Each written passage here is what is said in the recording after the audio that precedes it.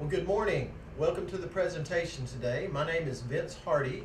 I'm with the Partnership for Environmental Education and Rural Health here at Texas A&M University in College Station, Texas. We're excited to have students from all across Texas with us today, but also students from North Carolina and Tennessee and Alabama and Florida and Illinois and Nevada. We're happy to have you with us here today.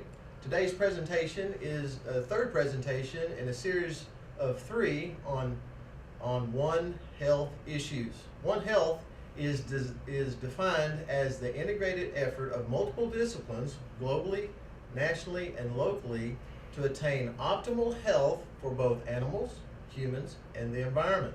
And today's presentation is entitled Animal Behavior Decoded, and it's brought to you by the Science Education Partnership Award sponsored by the National Institutes of Health. And for this series of presentations, they're given by three of our veterinary students from the College of Veterinary Medicine. I'd like to introduce to you. To my right is Beverly Crocker, who's a third-year veterinary student. On the end is Leslie Wagner, who is also a third-year veterinary student. And today's presentation will be presented by Devin Smith, who is a second-year veterinary student. So Devin, take it away. All right. Again, thank you guys so much for joining us today. We'll be talking about animal behavior decoded, and I hope you enjoy it. So the first step in animal behavior, the things we'll be covering today, are common animal behaviors, wild animal behaviors, and encounters, and what rabies is and how it works. So, does anyone know what behavior is? What do you think of when you think of behavior? I know that I think of when I was a little girl, and my mom told me to clean my room. If I did that, I was considered to have great behavior, and if I didn't, that was considered to be bad behavior. Another example is when you're training your dog. If they're peeing in the house, that's considered a bad behavior. But if your cat is going in the litter box, that's considered a good behavior. So overall, I would say behavior is the majority of how something acts. But we're going to cover 4 different definitions of behavior today. So the first is the manner of conducting oneself. Anything that an organism does involving action and response to a stimulation. The response of an individual, group, or species to its environment. And finally, the response of an individual or animal to past experiences and memories. This last one is very important, especially in a shelter situation or if you adopt an animal. If a puppy is raised in a home where he is always beat and abused, as he grows up, whenever he sees a human hand in the air like this, he's going to think you're going to hit him. So this is a really bad behavior that they've learned in the past, and we have to make sure we can cure them of that. So, common animal behaviors. This is going to be fun. So I'm going to flash y'all a picture, and I want you to tell me or shout out loud what that animal is feeling based on their body language. Happy. Good. Sad. Scared. Scared. We're going to call this one anxious.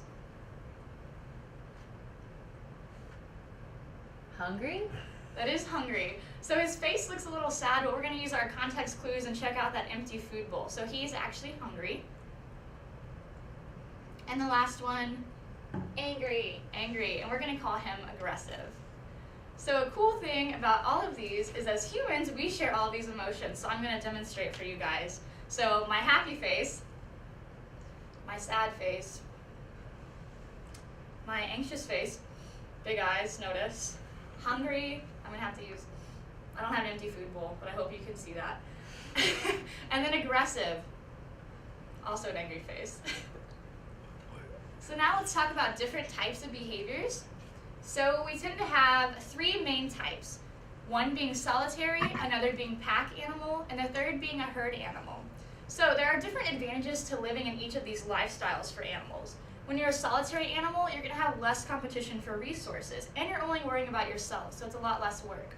However, a pack animal, they work in a team, so it's a lot less work to bring down bigger prey, so more efficient hunting, and then for a herd animal, more protection from predators. A great example of this is buffalo. When buffalo feel threatened, they make a circle and put all of their youth and babies into the middle, and it's easier to protect their babies from other predators.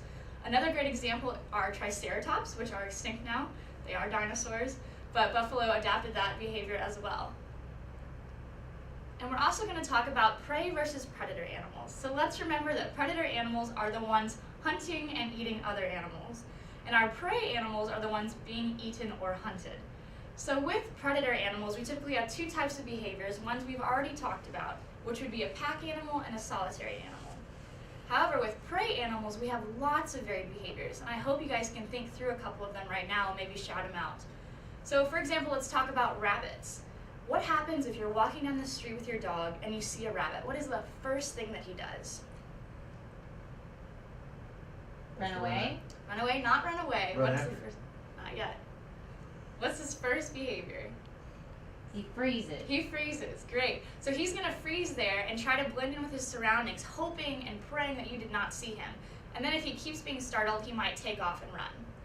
Also, let's talk about horses. What do horses do when they're scared? Run. Run. Perfect. So when horses are scared, they're going to take off and maybe turn into a stampede, which is very dangerous if you've ever seen Lion King. Not good news there. Some other varied types of behaviors that are pretty cool are, if you guys have ever heard of a horny toad, it's actually a lizard. But when they become scared or they sense a predator nearby, they actually bust blood vessels in their eye and can squirt blood from their eyes about 5 feet. Pretty nasty. Also, Malaysian ants, when they feel threatened, will explode themselves, killing themselves in the process, so I wouldn't say that's a good survival technique for anyone, but it harms the predator as well. So we're also going to talk about gender-specific behavior. So when we think of females, we typically think of the ones who care for the young. And when we think of female lions, we think of the hunter and gatherers. Also, when we think of males, we think more of protection and dominance. But a really cool thing that animals have adapted is matriarchal societies. And a matriarchal society is when a female is actually the lead animal. So for example, horses. Horses are a great example of a matriarchal society. They do have a stallion in a herd, but he is not the leader of the group.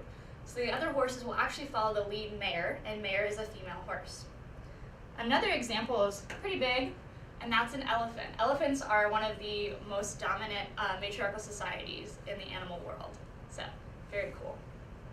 So why do wild animals have these behaviors? Why have they developed them? And the overall theme we need to take from this is it's basically for the survival of the species. Without these behaviors, they would be hunted and killed, and they wouldn't be able to carry on their generations. So again, survival of the species is where we get these behaviors from. All right, so how did animals get these behaviors? We talked about why they have them, but how did they get them? So the main one is genetic or inherited traits, so they get them from their parents. So again, with the elephants have genetically inherited cool trunks, huge ears that they use for shade, and when they are being aggressive, they can flap their ears and it makes them look a lot bigger. Another cool way they get behavior is from learned. So mother lions will teach their babies how to hunt just by acting out in front of them and have the babies watch them. And the last one is present environment. A great example of this are raccoons. So raccoons in the wild hunt and forage on their own, but they've learned that in the present environment where we're invading their environment they're used to, it's a lot easier to dig in a trash can and get food than hunt on their own. So a great example of a present environment situation. So now I'm going to flash some pictures up, and I want you guys to yell out if it's safe or not safe to approach these animals. What about this guy? Not safe. Not safe. Definitely not safe. Those teeth look a little scary. What about this guy? Safe. Safe. What a sweet kitty. This one. Not safe. Safe. Not safe. And this one's really tricky. We're actually going to talk about him later on in the presentation. This guy. Safe. Safe. Pretty happy. Good job. And this one. Not safe. Not safe. He may be little, but he can still pack a punch. So today we're going to be covering 4 different types of animals. The first will be dogs, horses, cats, and wild animals. And I like to tell everyone this picture of this squirrel was really hard to find because squirrels really don't wear glasses that often. So I had to do a lot of work to find this picture. All right, so our introduction to dog behavior. I'm sure all of you have a dog or at least have been around a dog at one point. So the cool thing about dogs is they were the first animal ever to be domesticated, and they were domesticated, to our best knowledge, over 33,000 years ago. That's a long time. Also, dogs are very social animals if you can't tell if you have one. They love it when you come home. They're so excited to see you. And that's because in the wild, they would spend up to 85% of their day with their other pack animals. That's a lot of time. And the cool thing about dogs is they share linear dominance with each other. So a lot of people think that when you have a pet dog, it's all based on dominance, and you need to be the dominant animal. And that is true.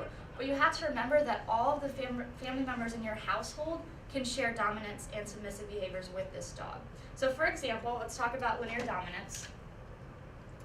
We have, okay, so I'm going to spell it out. Linear dominance. So we have dog A, dog B, and dog C. So we're going to say that B is submissive to dog A, and then C is submissive to dog B. But the cool thing about linear dominance is that if B gets knocked out, maybe killed, and he's left out of the pack, all the animals below A have to reassort their dominance. So this is always a changing environment. So in your family, your dad may be the dominant person in your family, and your dog may see himself as B. But this could be a problem because then he believes he's dominant to the wife and to the children. So we have to be very careful with our relationships with our dogs because they are based on a linear dominance. Let's talk about what happy dogs look like. So, cool things we're going to notice about happy dogs are a panting and a relaxed expression. So when a dog is happy, he may be having this little smile that you can see up there. Also, his tail should be wagging. He might even engage in a play bow with you, showing you that he wants to play, he's really excited to see you, and tail thumping. He's so excited that he's sitting on the ground and his tail is thumping so hard you can hear it. And here we have an anxious dog. So if you guys remember this dog from earlier, some people said he was safe to approach and some said he was not safe to approach. And we're going to discuss why he is not safe to approach. So for an anxious dog, we need to look at one paw raised. When you're running track, we usually start in a running position. We don't start standing up with 2 feet on the ground. It's a lot easier to take off with one leg raised. So an anxious dog may have one paw raised because it's easier for him to take off running if he becomes startled again. Another good sign is nervous licking, and this can be very tricky because some dogs we meet really want to lick us, they're so excited, but we have to read their other body language to determine if they're happy or nervous licking. Also, we have tucked or dropped tails. This is very common, I'm sure most of you have seen this. Barking and whining and urinating and defecating, which, if you didn't know, means peeing and pooping. Now let's talk about aggressive dogs. So aggressive dogs, I think we should all know these signs. So we have lunging, snapping, growling, snarling, barking, and a wide-based stance and low head. These are very dangerous signs, and if you guys have ever been bit by a dog, it hurts really bad, so we need to be very wary of these signs. But why are dogs all so different? So dogs are actually the most varied species on Earth, and the reason we have all these different types of dogs, from a Chihuahua to a Great Dane, to a Pug to a Labrador, is due to selective breeding by humans. So way back in the day when wolves were running around and we had cavemen, the wolves that got domesticated and turned into dogs were the ones that maybe came to camp looking for trash. And maybe they were nice enough that they didn't attack the humans and the humans began feeding them. And these dogs, or these wolves, began hanging out with the camp, and as they kept breeding the nice wolves together, we grew into a dog. So now people use these dogs for different jobs, and they've bred them maybe for shorter legs for herding, or maybe longer bodies for going through tunnels. So the reason we have all these variations in species is due to selective breeding for a job purpose. It's just now, in the last probably 2,000 years, we've begun using them as companion animals. But usually most dogs have a job, and they are a lot happier when they have a job. So when you are picking a breed, maybe to put in your home, you need to think about what that dog was bred for, because that is going to be his instinct. Why do dogs bark? This is a great question, and I'm sure you guys have all heard dog barks. Have you ever heard an adult wolf bark? Probably not. Have you ever heard puppy wolves bark? Yes. So wolves, actually, wolf pups bark to get their mother's attention. So dogs have developed or carried on this juvenile behavior, which means a youthful behavior, to get our attention as their owners. So they've adapted different barks to communicate with us, which I think is pretty neat. That's a really cool relationship. So now I want to test y'all's barking knowledge. So Beverly is going to play some bark sounds for y'all, and then we have some options over here of what each bark might mean. So you guys can shout it out, and we'll shout it out over here and see if we can get them right.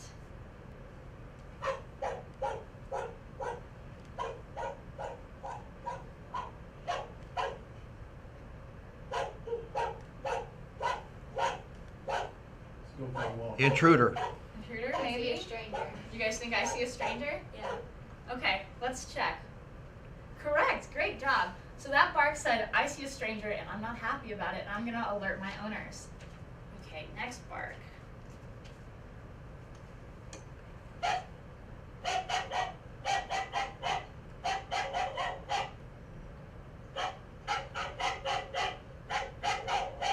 I'm on the attack. Everyone okay with I'm on the attack? Yes. Okay, let's see if we're right. Perfect, great job. So a good indicator of I'm on the attack bark is rapid barks in short succession. So just quick, rapid fire barks. Okay, next bark.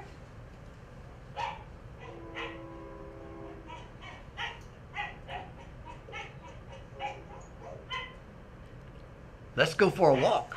That's what I was thinking. I think I run the ball. So we're torn between these two. Let's see which it is. Let's go for a walk. So if you grab your leash, you might hear this kind of bark. Your dog is so excited to be out there running around. Okay, next bark. I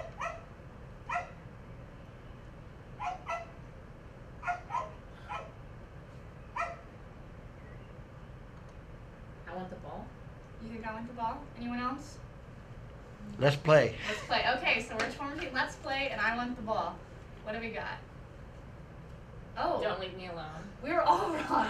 So it's actually don't leave me alone. Apparently we need some dog bark practice. So can we play that again? Let's listen to that one again. The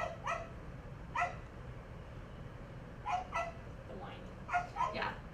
Leslie had a good point. You can hear the dog. It's almost a very whiny bark, like please, please don't leave me. So sad. Okay, next bark.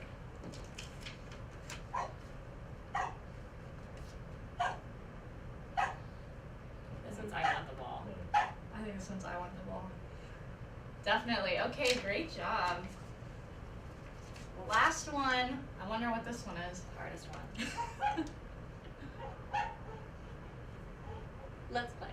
Well, I hope you guys all got that one right because it was Let's Play. Great job. And if you need some practice, that's actually on the Novo website.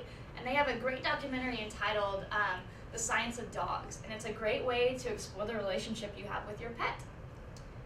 So, unwanted behaviors in dogs. We have dog bites. So, who is most likely to get bit by a dog? Think about this one. Youth. Youth?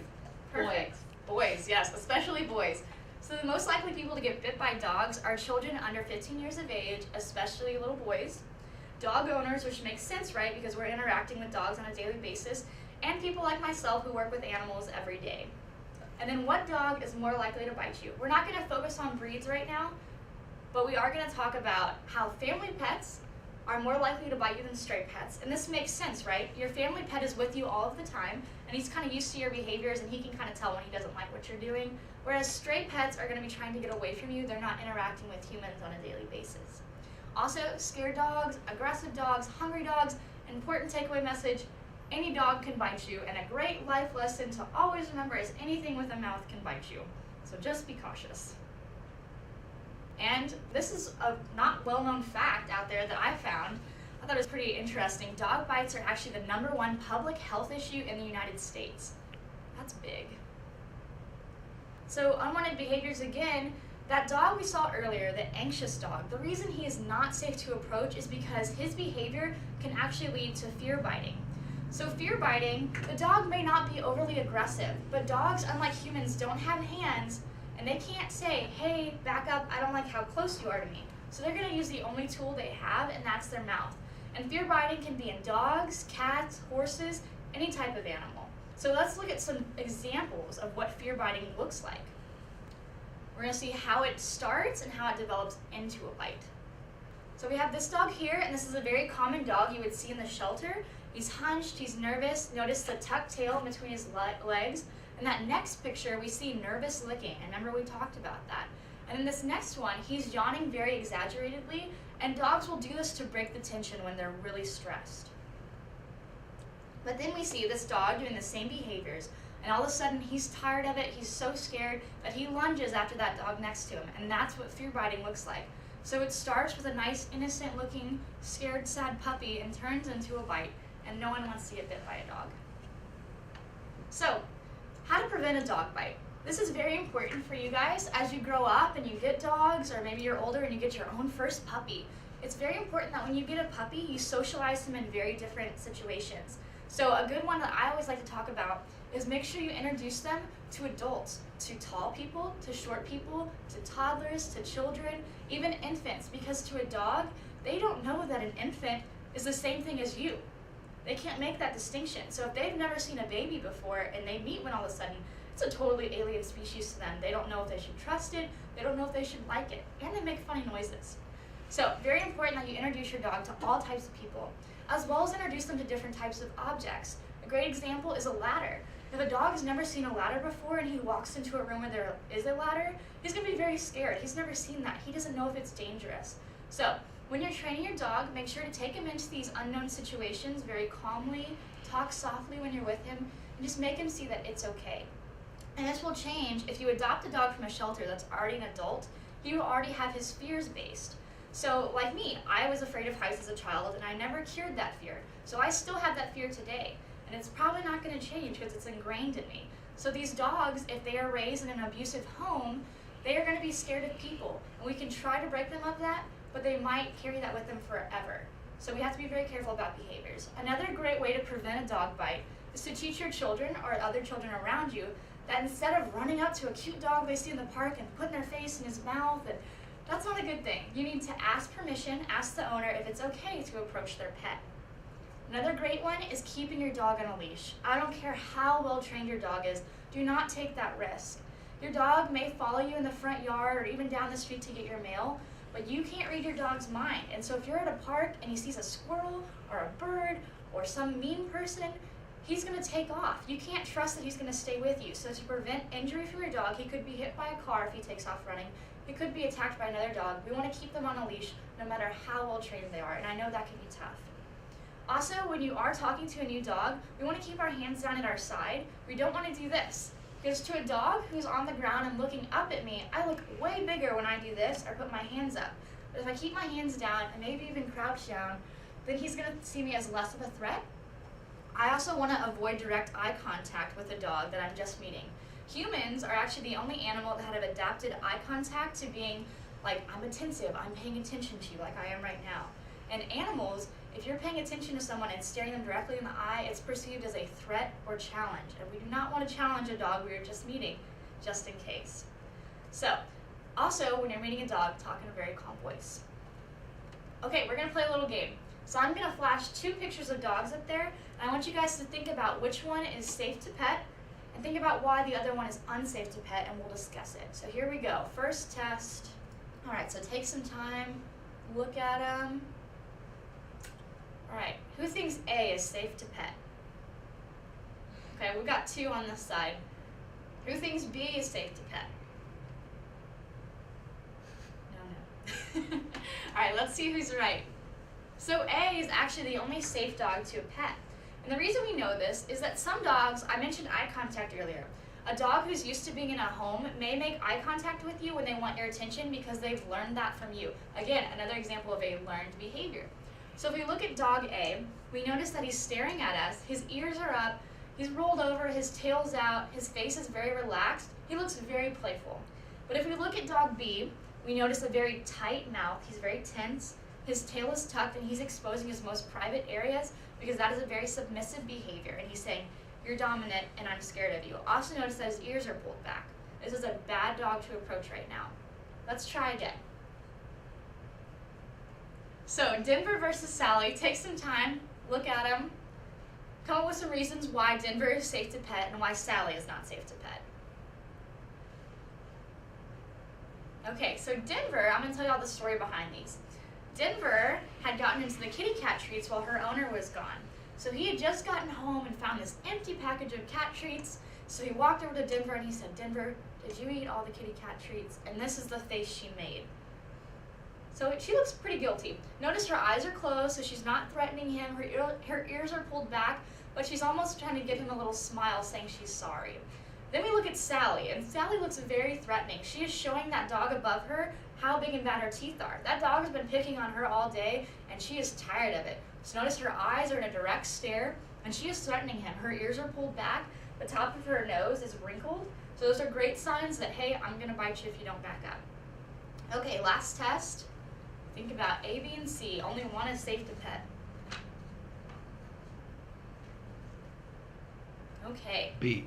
perfect. So B is safe to pet. If you look at B, one, she's on a leash, so we're already excited about that. And look at that face, very relaxed, very responsive, looking up at you, ears are perked up. That dog looks very kind. We look at A, we notice that they're a little more tense. We're seeing the whites of their eyes, which is always a bad indicator. And the tail is more tucked and they're hunched. So that is an anxious dog we do not want to approach. C is also a great example of an anxious dog. Notice the ears pulled back, avoiding eye contact and that tense mouth. All right, so what can make dog body language extremely confusing? Short and docked tails, like a German short-haired pointer or a Cocker Spaniel. Even dogs with curly tails, like pugs or bulldogs. And then also pendulous lips and ears, a great example of that is a St. Bernard. Also, again, bulldogs. Bulldogs are just hard to read, and Beverly owns a bulldog, so I'm sure she has a hard time with that. And then hairy faces, like sheepdogs and Maltese. So we need to remember that when we're reading animal behavior. All right, moving on to the cats. So introduction to cats. Cats were only domesticated 4,000 years ago. That's a lot shorter than dogs. Cats also display linear dominance, just like dogs, but theirs is based more on territory. And a cool difference between cats, so when you come home, it's usually your dog that greets you first, right? Cats are a little more independent. So dogs rely on their pack members every day to get things done, whereas cats are more of an independent creature, and they only live together because they want to. So they don't really need you, but they'll tolerate you. So that's another thing, when you're trying to train your cat, it's really hard for humans sometimes to realize that cats in the wild never have to please anyone else, whereas dogs have to please people to be in a dominance and submissive order, like we talked about in linear dominance. Cats don't have to do that, so they don't understand that they're supposed to please you, whereas your dog really wants to please you. So a happy cat, what are our good signs for happy cats? Approaching you to be petted, kind of like going in between your legs, rubbing against you, hey, I really want to be pet. Purring's a great example. Rolling on your back, vertical tail. So what is purring? Purring is an unintentional or unintentional activity, and it's thought to be made through the larynx, which is a part of the throat or voice box. This is still under scientific observation. No one is actually positive where cats purr from. But some cool facts about purring is it's a sign of contentment, one, so we know it's a happy cat, promoting wound healing, increasing bone density, and also increasing muscle mass. So purring has many different types that can help out the cat.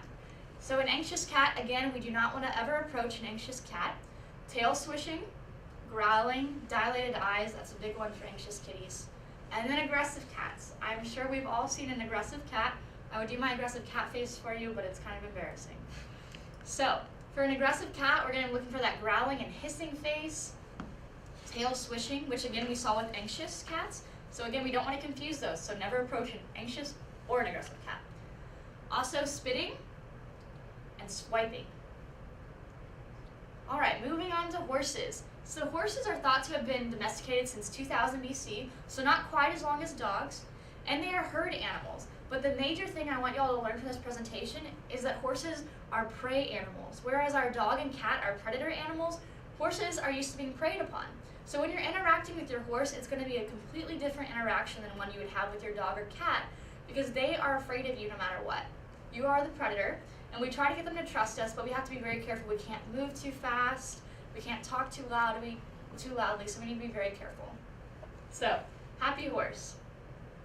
We're going to look for a vertical tail, loose lips, just like with a dog, we want to see a relaxed facial expression, ears forward, paying attention to you, and back leg cocked. So if I'm really just relaxed here and standing, I might pop my knee to the side, and it goes the same with horses. If they're relaxed, they might pop their leg because they're not really worried about running anywhere. They're pretty comfortable. Aggressive horse. He looks pretty aggressive to me. Ears held back, again like dogs and cats. Bared teeth, showing you how big and bad he is.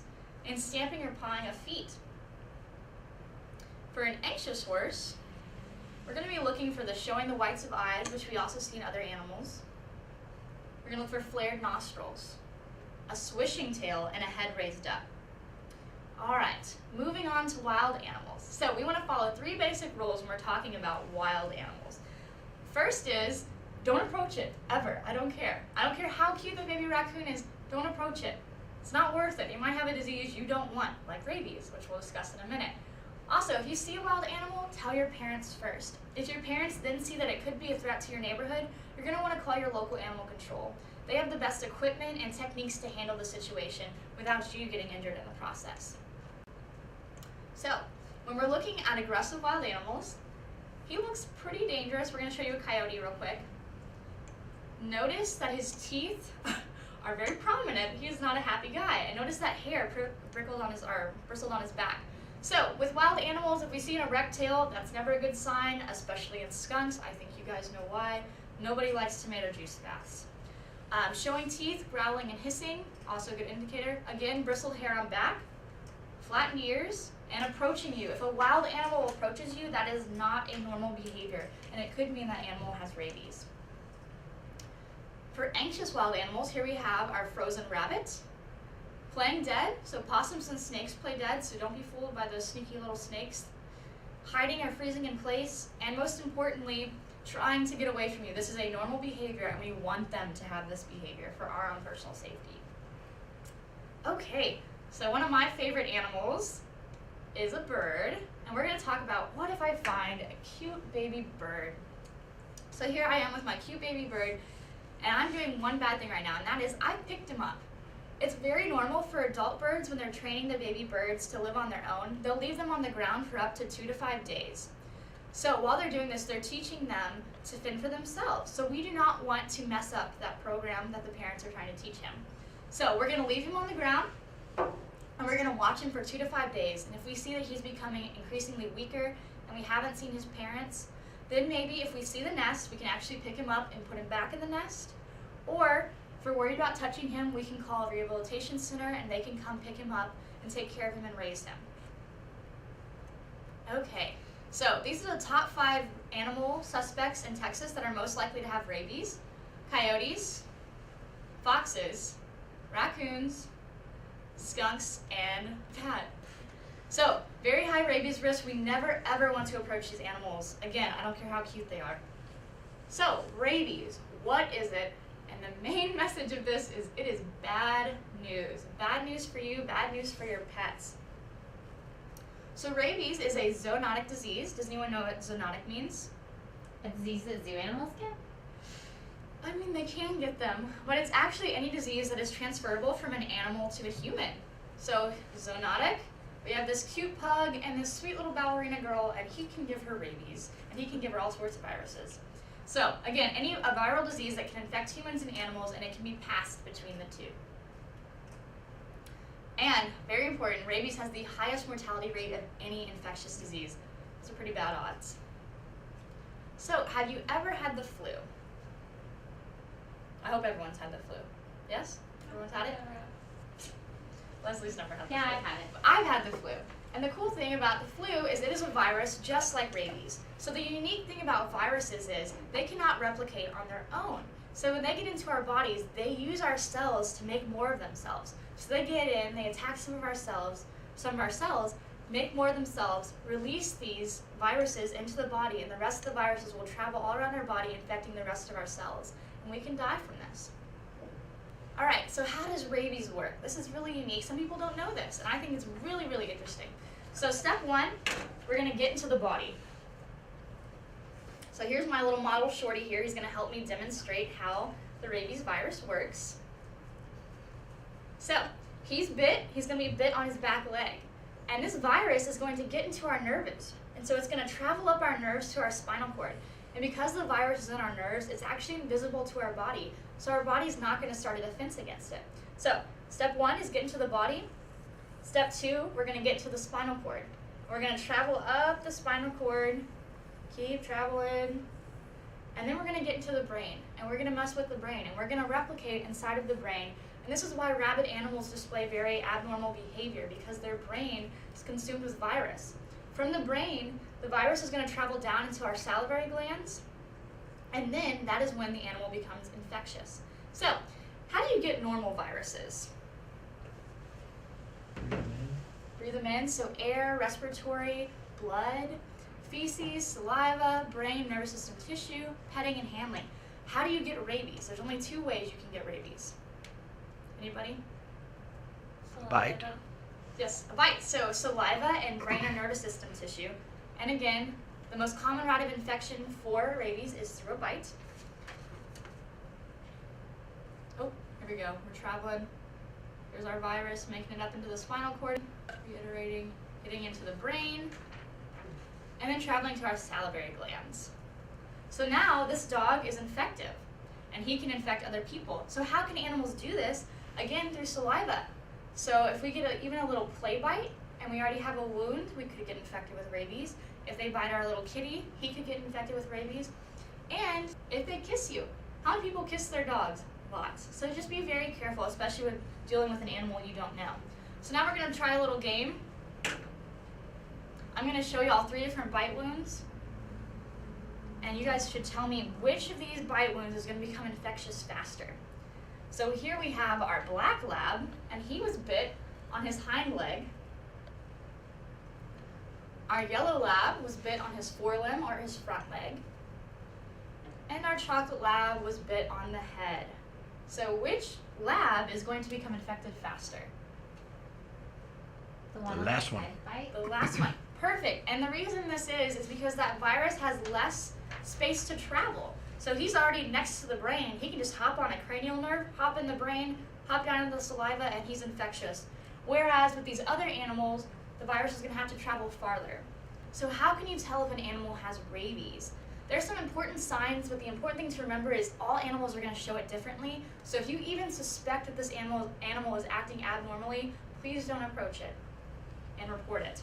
So acting out of the ordinary, loss of appetite, appearing disoriented, restless or aggressive, partially or fully paralyzed, vocal changes, drooling excessively, that's where we see the frothing of the mouth, nocturnal animals coming out during the day and vice versa, wild animals again showing no fear of humans, and eating substances that aren't food, like rocks. That's not normal.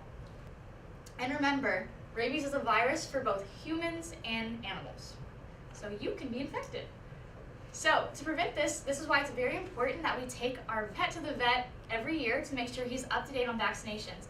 It's not only safer for your pet in case they do encounter rabies, but it's also safer for us because we're interacting with these animals. So it's even important that your neighbor makes sure they take their pet to the vet annually. So what is a vaccination? Anybody? A shot. Shot, yes, a shot of what? So a vaccination is an altered form of a virus. For our example anyway, for a rabies vaccination, it's an altered form of the rabies virus that we inject into our bodies. This way, when we see the virus in our bodies, it's altered, so it's not actually going to cause the disease, but it is going to make our body aware of what this disease is and how it can treat it. It's going to make antibodies to fix it. So if we do encounter the virus later on in life, our body's already seen it before and it's got the natural defenses to fight it. Okay, so examples of common human vaccinations, HPV, influenza, meningitis, tetanus, hepatitis. Hopefully you've all had these. And again, if you get bit or if your pet gets bit, contact a doctor immediately. Your best chance of survival is making sure you get to the doctor and get a vaccination even after you've been bit.